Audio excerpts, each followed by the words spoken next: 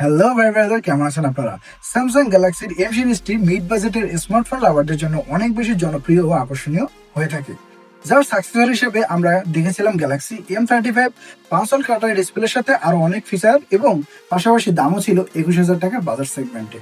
তবে Galaxy M36 অনেক আলোচনা ও সমালোচনার মধ্যে আমরা লক্ষ্য করছি। তবে এত মাস পরে ফোনটি আমাদের জন্য কেমন পারফরমেন্স দিচ্ছে, ফোনটি যে বাজেটে আমরা পাচ্ছি সেই বাজেটে এই ফোনটি কেন কতটা যুক্তিযুক্ত হবে এবং এই বাজার সেগমেন্টে আমরা কোন ফোনগুলো দেখতে পারি তাও জানার চেষ্টা করবো আজকের এই ভিডিওর মাধ্যমে। প্রথমত ফোনটির ডিজাইন ও বিল্ড কোয়ালিটি নিয়ে কথা বলতে গেলে আমরা বেশ ভালো ডিজাইনটি লক্ষ্য করছি। M35 এর থেকে ডিজাইনটি বেশ এগিয়ে থাকছে।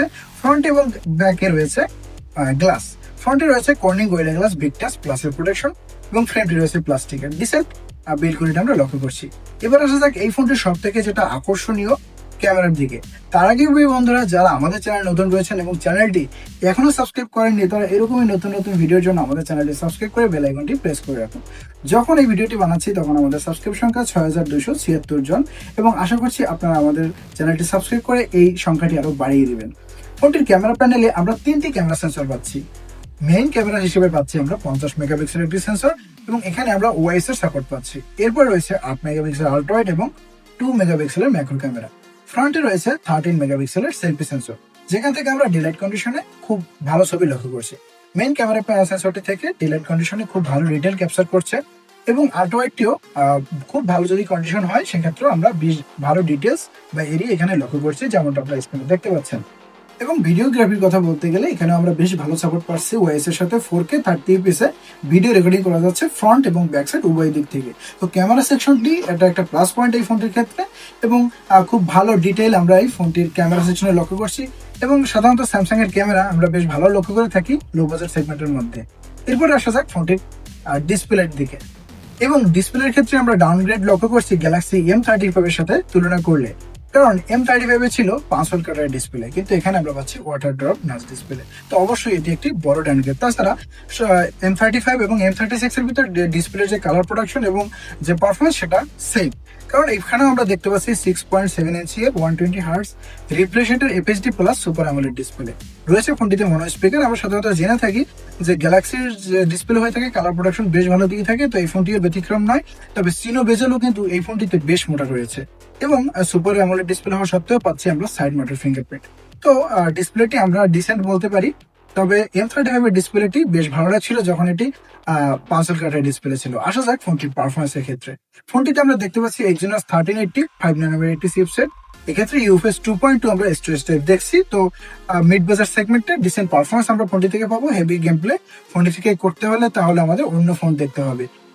যদিও আমি রিকমেন্ড করবো এর ভিডিওর শেষে যে কোন ফোনটি গেমারদের জন্য ভালো হবে এবং এই বাজার সেগমেন্টে স্যামসাং এর অন্য কি ফোন নেওয়া যেতে পারে অবশ্যই জানানোর চেষ্টা করব। তাছাড়া এখানে আমরা ওএস আপডেট যেটা পাচ্ছি সেটা বেশ ভালো। তবে প্রথম দিকে এই ফোনটি লঞ্চ হয়েছিল অ্যান্ড্রয়েড 15 এর সাথে এবং ওএস ছিল 1UI 7। 6 বছর মেইন আপডেট, 6 বছর সিকিউরিটি আপডেট ফোনটিতে কমিটমেন্ট আছে। তো এখন যারা ফোনটি কিনবেন তারা অবশ্য 5 বছরের আপডেটটা পেয়ে যাবেন। তো লেটেস্ট ভার্সন এই ফোনটি থেকে আপনারা ব্যবহার করতে পারবেন।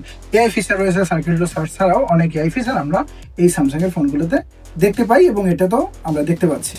এবার আসা যাক ফোনটির ব্যাটারি পারফরমেন্সের ক্ষেত্রে। ফোনটিতে আমরা পাচ্ছি 5000 mAh এর নন রিমুভেবল ব্যাটারি এবং 25 ওয়াটের অ্যাডাপ্টার, যেটা আমরা বক্সের মধ্যে একেবারেই পাচ্ছি না। তো যেটা M35 ছিল সেখানে কিন্তু ছিল 6000 mAh এর ব্যাটারি, এখানে আমরা 5000 mAh এর ব্যাটারি দেখছি। তো তারপরেও একদিন আমরা বেশ ভালোভাবে ফোনটি থেকে ব্যাটারি ব্যাকআপ পেয়ে যাবো। সেন্সর ও কানেক্টিভিটি হিসেবে আমরা সাইড মাউন্টেড ফিঙ্গারপ্রিন্ট সেন্সর পাচ্ছি। ব্লুটুথ 5.3 রয়েছে। কানেক্টিভিটি আমরা NFC দেখতে পাচ্ছি। নেই এই ফোনটিতে 3.5 এর হেডফোন জ্যাকটি। তাছাড়া এই হচ্ছে ফোনটির সম্পর্কে যাবতীয় তথ্য। এবার আসা যাক প্রাইসের ক্ষেত্রে। যেটা আমরা বেস ভেরিয়েন্ট পাচ্ছি সেটা এখন বর্তমানে 25,000 টাকার আশেপাশে লক্ষ্য করছি। তবে প্রাথমিক অবস্থায় যেটা প্রথমে লঞ্চ হয়েছিল তখন কিন্তু আমরা পেয়েছিলাম 27,000 এর কাছাকাছি। তবে এর কয়েক মাস পরেই কিন্তু ফোনটির দাম কমে গিয়েছিল এবং সেটা 22,000 টাকার সেগমেন্টে চলে এসেছিল। আবার ফোনের দাম বেড়ে এখন কিন্তু 25,000 টাকার আশেপাশে চলে এসছে। তো এই বাজার সেগমেন্টে আমি মনে করি না যে এই ফোনটি কেনা যুক্তিযুক্ত হবে। তবে আপনি যদি স্যামসাং এর একটি ফোন কিনতে চান সেক্ষেত্রে এরকমই প্রায় performance, camera performance, display performance প্রায় একই রকম। সেটা হচ্ছে স্যামসাং গ্যালাক্সি A35, দুঃখিত, স্যামসাং গ্যালাক্সি A17 5G, যেটা আমরা কয়েকদিন আগে এটা রিভিউ ভিডিও করেছি এবং এর যে পারফরমেন্স দুটো ফোনেরই প্রায় সেম। তবে গেমিং এর ক্ষেত্রে একটু এই ফোনটি এগিয়ে থাকবে। তবে সেক্ষেত্রে আমরা কিন্তু Exynos 1330 এর চিপসেট দেখছি, তো সেই ফোনটি দেখতে পারেন এবং সেটা কিন্তু 22-23 হাজার টাকার মধ্যে আমরা পেয়ে যাচ্ছি, তো যেটা বেশ ভালো হবে। এবং স্যামসাং বাদে যদি অন্য ফোন দেখতে চান, এখন যেটা অনেক বেশি জনপ্রিয় হচ্ছে মার্কেটে, 2 বছরের আগের ফোন যদিও, যেটা সেটা হচ্ছে মেইজু লাকি 8। সেখানে কিন্তু আমরা স্ন্যাপড্রাগনের প্রসেসর পাচ্ছি, একেবারে সিনোভেজেল নেই বললেই চলে এরকম একটি ডিসপ্লে, ওলেড ডিসপ্লে ব্যবহার করা হয়েছে, স্টুডিও স্পিকার রয়েছে, বেশ ভালো তাগড়া ফোন সেটাকে দেখছি। তো গেমিং ফোন হিসেবে যদি আপনি নিতে চান তাহলে সেভেনটি দেখতে পারেন। তো সেক্ষেত্রে একটি প্রবলেম হচ্ছে যে কত বছরের আপডেট আপনি পাবেন সেটা বলা যাচ্ছে না। এখন কিন্তু এই ফোনটি অ্যান্ড্রয়েড 14 রান করছে। তো বন্ধুরা বলা যায় যে এই যে বর্তমানে ফোনটি আমরা দেখছি, দাম যদি কমে, অর্থাৎ সামনে তো M37 আসছে, তখন দাম কমলে এটি একবার বিবেচনা করা যেতে পারে, যদি আবার 21-22 হাজার টাকার সেগমেন্টে চলে আসে। তো বন্ধুরা এই ছিল আজকে ভিডিও, আশা করি ভিডিওটি আপনাদের ভালো লেগেছে। যদি বন্ধুরা ভিডিওটি ভালো লেগে থাকে অবশ্যই চ্যানেলটি সাবস্ক্রাইব করে বেল আইকনটি প্রেস করে রাখবেন। আর শিখে নতুন কোনো ভিডিও নিয়ে ভালো থাকবেন, সুস্থ থাকবেন, ধন্যবাদ।